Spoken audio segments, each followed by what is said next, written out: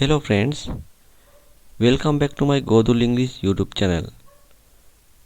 Godul English YouTube channel එකට ඔබ සියලු දෙනාම අදත් ඉතාමත් ආදරෙන් පිළිගන්නවා. ඔබට මතක ඇති මගේ මීට පෙර වීඩියෝ තුනකින් am is are කියන helping verb තුන සම්බන්ධයෙන් මම ආකාරයන් හතරකින් වාක්‍ය ගොඩනගන විදිහ ඔබට කියලා දුන්නා. ඉතින් මගේ අද වීඩියෝ එකෙන් මම බලාපොරොත්තු වෙන්නේ මේ අතීත කාලේ was කියන helping verb එක use කරලා ආකාරයන් හතරකට වාක්‍ය ගොඩනගන්නේ කොහොමද කියන එක සම්බන්ධයෙන් කියලා දෙන එක. ආකාරයන් හතර කියන එක මම පැහැදිලි කරන්න පොසිටිව් ආකාරයේ, නෙගටිව් ආකාරයේ, ක්වෙස්චන් ආකාරයෙන්, එහෙම නැත්නම් ඉන්ටරොගේටිව් ආකාරයෙන්, නෙගටිව් ඉන්ටරොගේටිව් ආකාරයෙන් මෙන්න මේ ආකාරයන් හතර යටතේ මේ was කියන helping verb එක use කරලා අපි වාක්‍ය ගොඩනගන්නේ කොහොමද කියන කතාව අපි බලමු මේ වීඩියෝ එකකින්. ඔබ තාමත් මගේ Godul English YouTube channel එක subscribe කරලා නැත්නම් මම ඊටමත් ආදරෙන් ආරම්භ කරනවා මේ channel එක subscribe කරලා ඔබ මේ පාඩමට අවතීර්ණ වෙන ලෙස. හරි අපි මුලින්ම බලමු positive form එක. එහෙම නැත්නම් ඇත යන අර්ථයෙන් වාක්‍ය ගොඩනගන්නේ කොහොමද මේ was භාවිතා කරලා කියන කාරණේ අපි බලමු මුලින්ම.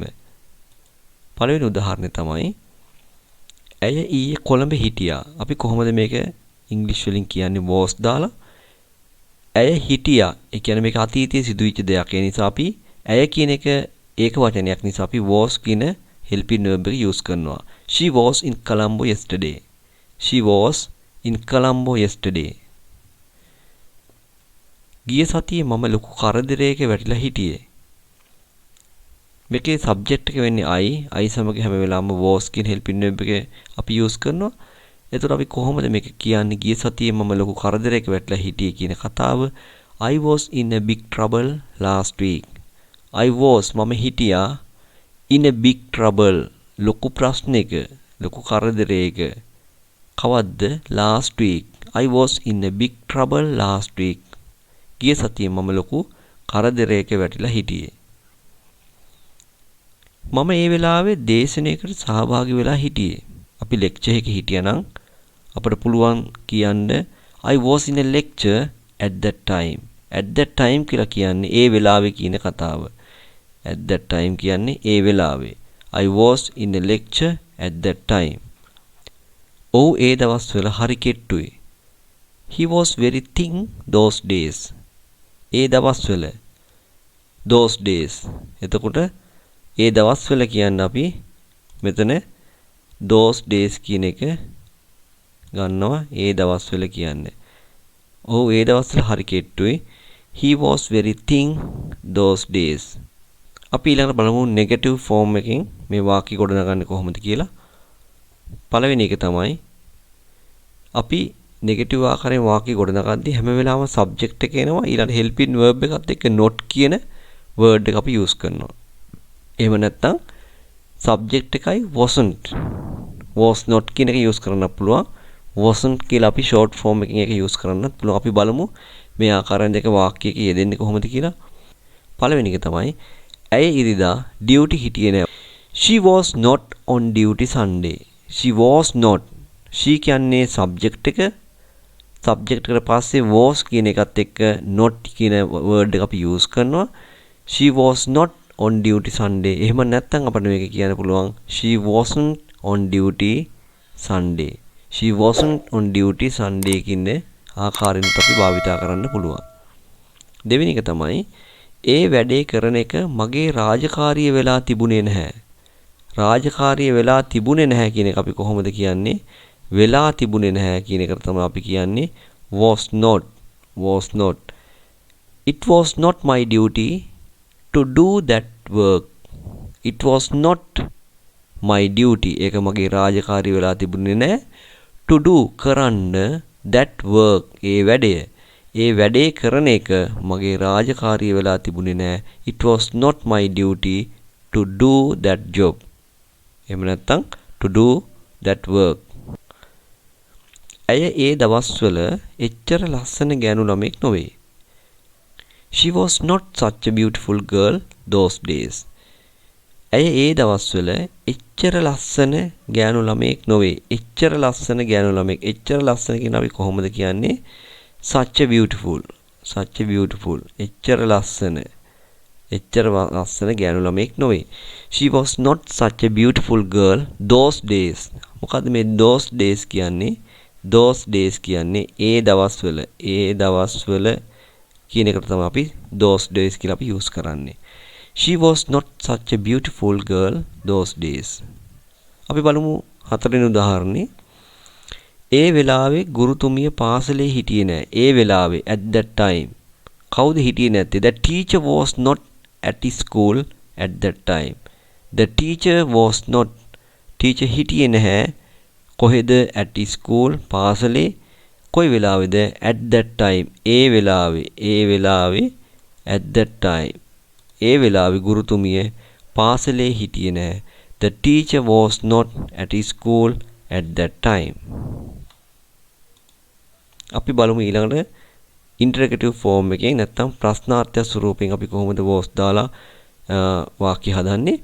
මෙතනදී ඔබ මතක තබා ගන්න ඕන කාරණයක් තමයි මෙන්න මේ was කියන helping verb එක වාක්‍යයේ මුලට එනවා. was කියන helping verb එක තමයි වාක්‍යයේ මුලට එන්නේ. ඊළඟට subject එකත් එක්ක වාක්‍යයේ ඉතිරි ඛණ්ඩය ගොඩ නැගෙනවා. අපි බලමු පළවෙනි උදාහරණේ. ඊයේ ඔහු ඩියුටි ආවේ නැද්ද? Was he absent for the duty yesterday? Was he absent for the duty yesterday? වාක්‍යයේ අගට ප්‍රශ්නාර්ථයක් යොදන්න අමතක කරන්නත් එපා. මොකද අපි ප්‍රශ්නාර්ථයකින් වාක්‍ය ප්‍රශ්න ස්වරූපයෙන් වාක්‍යයක් ගොඩනගනකොට අනිවාර්යයෙන්ම question mark එක අගට යෙදෙන්න ඕන. එතකොට මේ පළවෙනි උදාහරණයෙන් ඔබට පැහැදිලි he කියන subject එකත් ඒක වචනයක් නිසා අපි was කියන helping verb එක use කරනවා. was කියන helping verb එක තමයි වාක්‍ය මුලට යොදලා අපි මේ ප්‍රශ්නාර්ථයෙන් ස්වරූපයෙන් මේ වාක්‍ය ගොඩනගන්නේ. ඊයේ ඔහු ඩියුටි ආවේ නැද්ද? Was he absent for the duty yesterday? අපි බලමු දෙවෙනි උදාහරණේ. ඒ වෙලාවේ ශිෂ්‍යයා පන්තියේ හිටියාද? ඒ වෙලාවේ at that time. Was that student in the class at that time? Was that student in the class at that time? ඒ වෙලාවේ ඒ ශිෂ්‍යයා පන්තියේ හිටියාද? Was the president in India last week? ජනාධිපති ගිය සතියේ last week ගිය සතියේ ඉන්දියාවේද හිටියේ? තුර the president කියන එක ඒක වචනයක් හින්දා අපි was කියන helping verb එක use කරනවා. මෙතන ප්‍රශ්නයක් ස්වරූපයෙන් අහන වාක්‍යයක් නිසා was කියන එක මුලට යොදනවා. අවසානයේ ප්‍රශ්නාර්ථයක් මෙන්න මේ විදිහට යොදනවා. ජනාධිපති ගිය සතියේ ඉන්දියාවේද හිටියේ? Was the president in India last week? අපි බලමු අවසාන උදාහරණේ. මේ පාසල ඉස්සර ජාතික පාසලක්ද? මේ පාසල ඉස්සර ජාතික පාසලක්ද? Was this school a national school before? ඉස්සර before එහෙම නැත්නම් පෙර තිබුණු තත්ත්වය තමයි මේ අහන්නේ. Was this school මේ පාසල a national school before? පෙර ජාතික පාසලක්ද? Was this school a national school before? right අපි ඊළඟට බලමු negative interrogative form එකෙන් අපි was දාලා වාක්‍ය ගොඩනගන්නේ කොහොමද කියන එක. මෙතන ඔබ මතක තබා ගන්න was කියන helping verb එක වාක්‍යයේ මුලට එනවා. ඊළඟට subject එකත් එක්ක තමයි not කියන එක අපි use කරන්නේ. එහෙම නැත්නම් wasn't කියලා අපි short form එකෙන් මේක use කරන්න පුළුවන්. අපි බලමු වාක්‍ය කීපයක් ගැන උදාහරණ කීපයක්. ඇය ඒ දවස්වල ගුරුවරියක් නොවේද? Was she not a teacher those days? Was she not a teacher those days? Those days කියලා කියන්නේ ඒ දවස්වල කියන කතාව. ඒ දවස්වල those days. Was she not a teacher those days? ඇය ඒ දවස්වල ගුරුවරියක් නොවේද? එතකොට ගුරුවරියක් කියන එක ඒක වචනයක් නිසා අපි was කියන helping verb එක තමයි use කරන්නේ. ඒ අනුව මේ වාක්‍ය ගොඩනගන්නේ was she not a teacher those days? අපි බලමු දෙවෙනි උදාහරණේ. නාමල් ඉස්සර කළමනාකරුවෙක් නොවේද? Wasn't Namal a manager before? දැන් මෙතන නාමල් කියන ඒක වචනේ හින්දා was කියන helping verb එක අපි use කරනවා. මෙතන මේ ප්‍රශ්නාර්ථය ස්වරූපයෙන් අපි හදද්දී was not කියන එක අපි short කරලා wasn't කියලා අපිට use කරන්න පුළුවන්. අපිට පුළුවන් මේක wasn't Namal a manager before කියලා කියන්නත් පුළුවන්. එහෙම නැත්නම් was Namal not a manager before. Namal ඉස්සර කළමනාකරුවෙක් නොවේද කියන ආකාරයෙන් මේ ප්‍රශ්නය අහන්නත් පුළුවන්. අපි බලමු තුන්වෙනි උදාහරණේ. ඊයේ පොය දවසක් නොවේද? ඊයේ පොය දවසක් නොවේද? Was yesterday not a poy day? Was yesterday not a poy day? මෙතනත් අවසානයේ ප්‍රශ්නාර්ථය යොදන්න ඕනේ. ඔබ ඒක අමතක කරන්න එපා. අපි බලමු හතරවෙනි උදාහරණය මොකක්ද කියලා. එදා ඔහු යන්න හදිසියේ නොවේද හිටියේ? Was he not in a hurry to go that day? Was he not in a hurry to go that day? Was he not in a hurry? ඔහු හදිසියේ නොවේද හිටියේ මොකටද? To go යන්න කවද්ද? That day. ඔහු යන්න හදිසියේ නොවේද හිටියේ? Was he not in a hurry to go that day? was කියන helping verb එක යටතේ මම වාක්‍ය ආකාරයෙන් හතරක් යටතේ ගොඩනගන්නේ කොහොමද කියන දේ තමයි මේ වීඩියෝ එකෙන් ගෙනාවේ. ඔබ මගේ මීට පෙර am is are කියන වර්තමාන කාලයේ helping verbs තුනට අදාළ වීඩියෝ ටික බැලුවේ නැත්නම් ඔබට පුළුවන් ඒ වීඩියෝ ටික බලන්න. මම link එක දාන්නම් මේ description box එකේ. ඒ වගේම මගේ ඊළඟ වීඩියෝ එක තමයි work කියන helping verb එක use කරලා මේ ආකාරයන් හතරකින් වාක්‍ය ගොඩනගන්නේ කොහොමද කියන දේ කියලා දෙන එක.